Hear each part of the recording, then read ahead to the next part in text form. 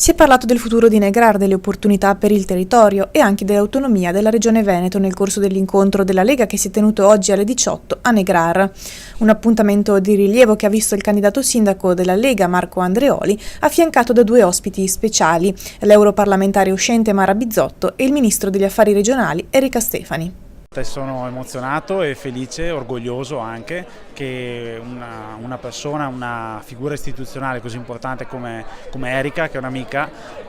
venga qui a Negrar a portarci un po' di una ventata di ottimismo, nonostante conosciamo le difficoltà che lei stia incontrando in questa delicata fase politica al governo nazionale sul tema dell'autonomia, che per noi è sempre centrale, perché per gli enti locali la coperta è sempre troppo corta. Noi amministratori vorremmo disporre ovviamente di più risorse di quelle che abbiamo e quindi la battaglia di Erika a Roma è la stessa nostra, quindi questo vuol dire fare squadra, questo vuol dire quello che sa fare la Lega. A tutti i livelli remiamo tutti nella stessa direzione, quindi Negrar